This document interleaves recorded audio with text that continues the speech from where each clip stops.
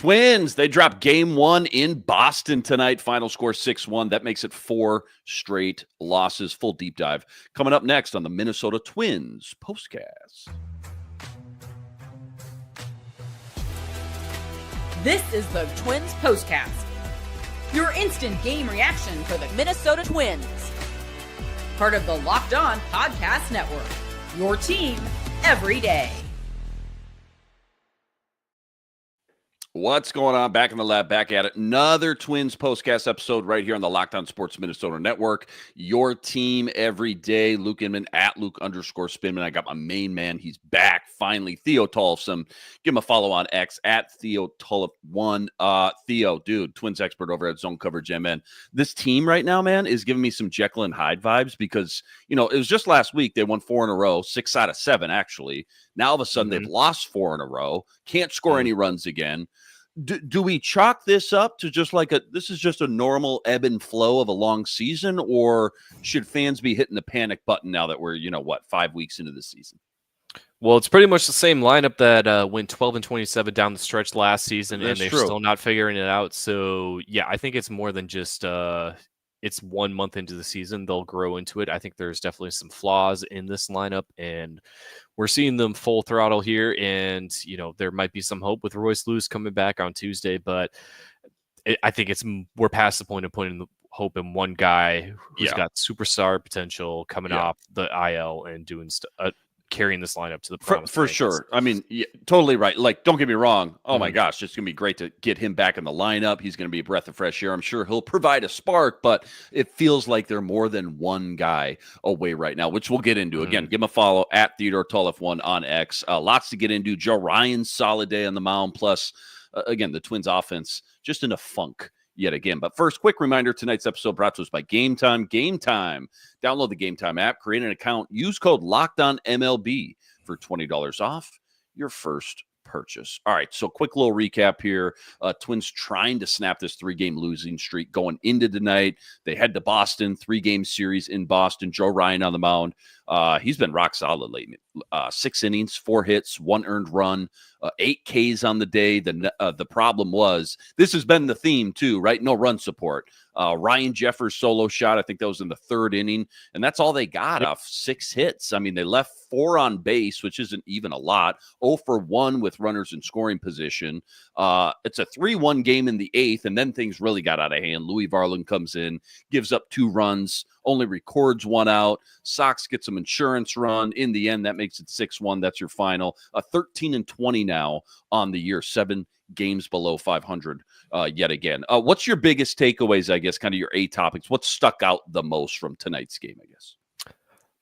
The bats, I mean, it's been the topic for the last 4 days, and I know we've missed a couple of postcasts here because of weather-related topics, but, the bats need to be showing back up, and they just haven't been, and, they're a lot of suspects in doing this, and I think the most frustrating thing from my perspective is you finally have healthy Byron Buxton, but everyone else around him is just not doing their part.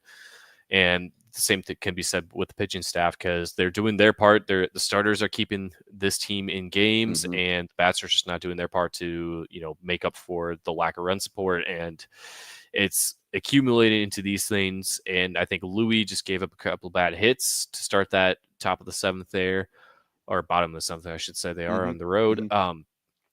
But Alcala just doesn't look like he has it anymore. And that really just put this one away from them. So it's one thing after another accumulating into frustration. And I know after one of the first games I was in the press box this year with the Twins talking to Ryan post-game, I think it was his start against the Mets, that the bats were a quick 1-2-3 inning and maybe like 7 pitches, and he was just trying to grab his water, and he just had a sip of it, put it down, and he had to go back out there, and it felt like they kind of repeated that here tonight. No one's taking enough pitches, and even when they are, they're not protecting the plate well enough. So it's all over the place, and it's not just one thing. It's something with everyone, it seems like, in this lineup, and that's what makes it all the more frustrating. Yeah, I was just going to say, just to echo your thoughts, that's what makes it tough. If it was a one-thing solution, okay, at least we can simplify things and simplify the whole game. The fact that it isn't just one thing, it is a multitude of specific players, I guess, and specific just areas of this team right now makes it really tough to kind of figure out and snap out of this current 4-game losing streak. Time to reveal where the game was won or lost. It's the turning point. Okay, so this was a 1-1 game going into the 7th. Boston scores 2, but okay, it's 3-1. By no means are you out of it at that point. So what was the biggest turning point in this one, Theo? When was it and why? I think it was putting Alcala in the 8th. I know he hasn't been the sharpest this season, and he has some abilities as a reliever, but it's always been talked up, and we just haven't seen the execution of him being that dominant reliever. And I know everyone can easily pinpoint to that outing he had back in last August, where the 12 and 27 stretch really started, when they just narrowly missed a 4-game sweep at the Texas Rangers. So I think that's really where he got put away, is just he was throwing things right into the wheelhouses of all these Red Sox hitters, and they were able to make contact and really just put this one away. Aroldis Chapman didn't even have to come out for a save, even though that would have probably been a tough challenge. He may not be as good as he once was, but he's still throwing over 100 miles an hour every time he's out on that mound. So, yeah, and, when you only get the 1 home run, 6 hits, and, throughout the Cleveland series, like yesterday, they were out hitting them, but where they were hitting that contact, it's just been weak.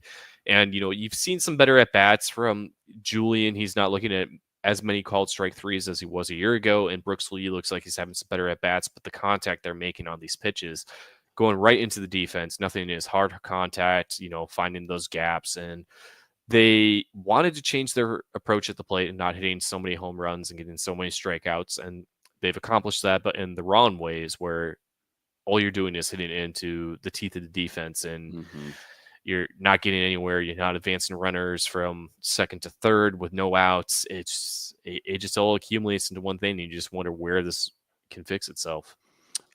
Plenty more deep dive from this one. I do want to touch on the Twins starting pitching staff doing their part as of late, but that's all coming up right after this.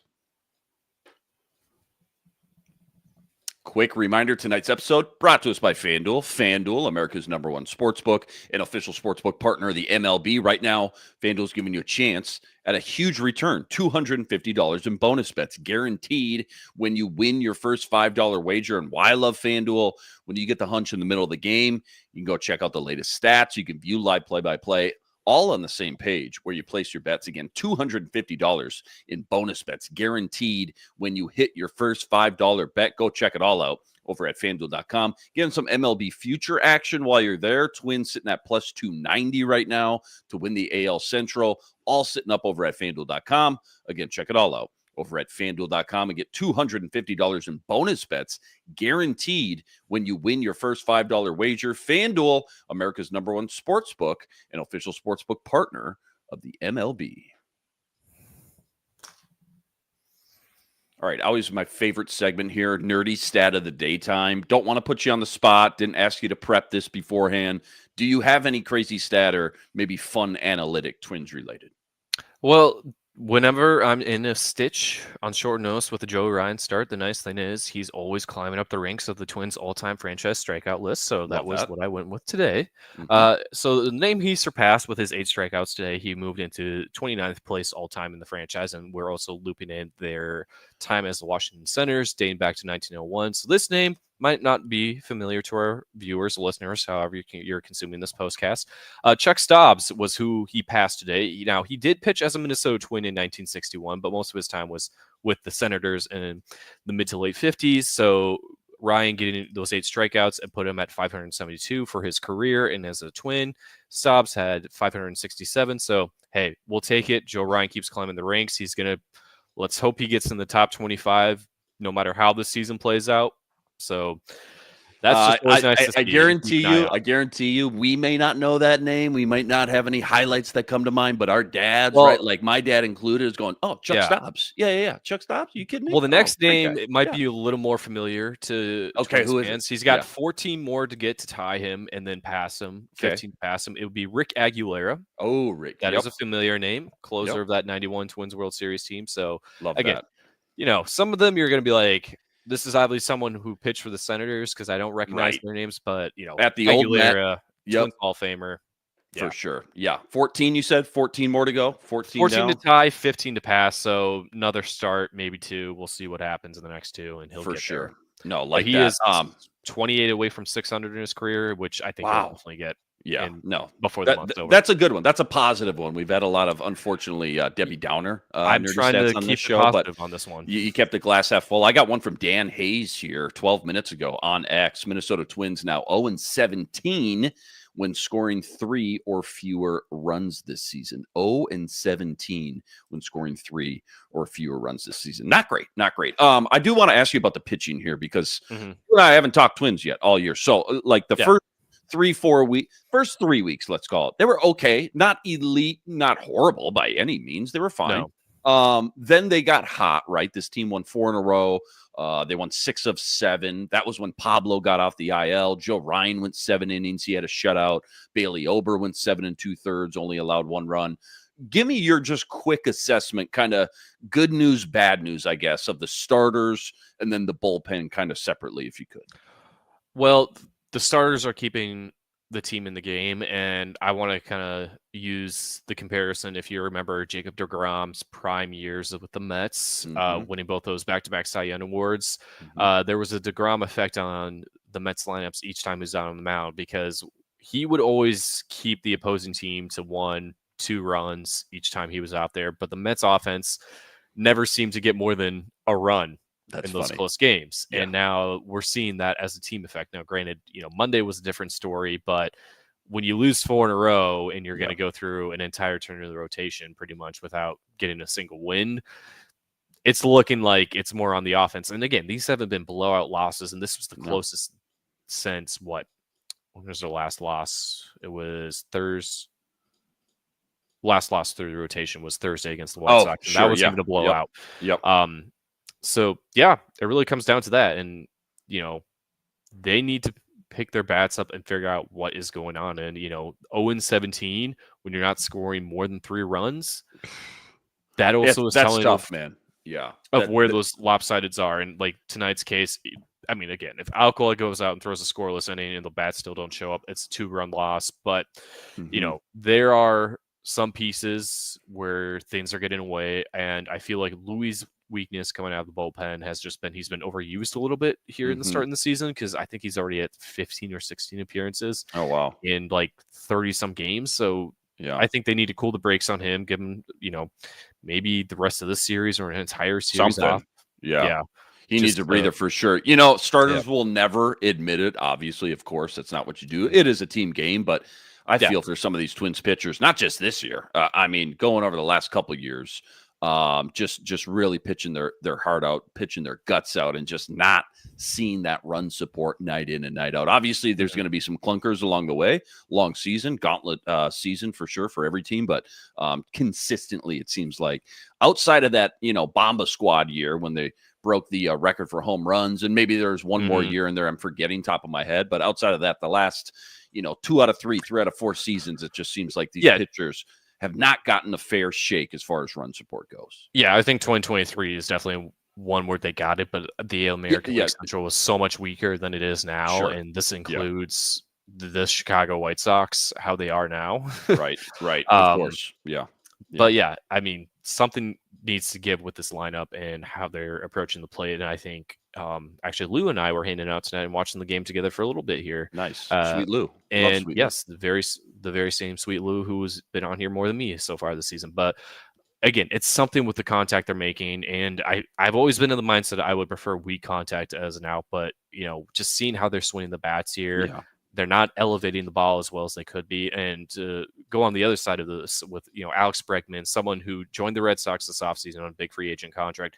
I didn't think he would be hitting as many home runs as he already has in Fenway because being in Houston, he had the Crawford boxes. He didn't have to elevate, his contact on the pitch to get it over that compared to what he has, which is 2 times, maybe 2.5 times higher with the Green Monster to get the ball over the fence. But he did it tonight. And he did it tonight. And something just something similar like that needs to happen for these Twins hitters where they're elevating the ball, they're getting that hard contact. And, I think Jeffers with his home run, he's due for a really good month here in May, but that's just one outlier getting that good home run.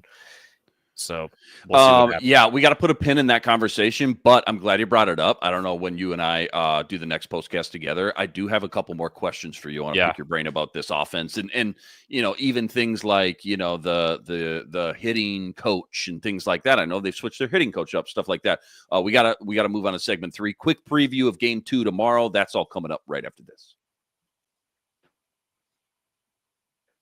Quick reminder, tonight's episode also brought to us by Prize Picks. Prize Picks, America's #1 fantasy sports app with more than 10 million members to date. And for me and my money, it's just by far the easiest. It's the most exciting way to get in on all the action while you watch your favorite sports and you watch your favorite players. And it's so simple. All you got to do, you pick more or less on 2 or more player stats, and you watch the winnings roll in. Baseball season, 5 weeks in, strikeouts, RBIs, home runs, stolen bases, you name it, they got it. Take your pick on more or less. Add them to your Prize Picks entry today. Plus, they now offer Apple Pay, quick and easy deposits into your account all season long.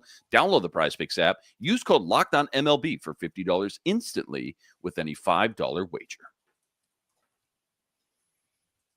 All right, real quick, 60 seconds or less. Game 2 tomorrow. Bailey Ober back on the mound again. He was lights out. His last start, 7 2/3. He went. What's your biggest keys or things you're looking for from this Twins team specifically tomorrow? They have to win this game. It's an essential. You don't want a 5-game losing streak. You got to have to go up against Garrett Crochet, an American League Cy Young favorite, on Sunday. And Ober's been pitching phenomenally ever since his 2 starts in Missouri. We just know Bailey Ober does not like to pitch in Missouri. Yep, at least we know he's consistent. He does not like to be pitching in Missouri. So we are hopeful that he keeps that going and keep that good stretch going, and the bats to show up tomorrow, because you have to. 2 and 4 road trip is still, or 2 and 5 is still an atrocious road trip, but you cannot come home somewhat of salvaging it. Yeah. And you have better odds of winning it tomorrow compared to going up against Crochet on Sunday. Yeah, good point. Must-win situation seems silly to say here on May 2nd, but that's really where the Twins are at right now. Twins dropped their 4th straight. Final score in Boston, 6-1. 13-20 now on the year against 7 games below 500. But huge shout-out to all you guys, all the everydayers out there that always make us your first listen, all you guys coming in the chat with us from game to game. Make sure you like and subscribe. Go check out all of Theo's work on X at TheodoreTollef1, plus all the work he's always ripping up over at ZoneCoverage.com as well. Luke Inman on X at Luke_Spinman. Again, game 2 tomorrow, 3:10 first pitch. Bailey Ober on the mound. We'll catch you right here. Same time, same place. But until then, signing off.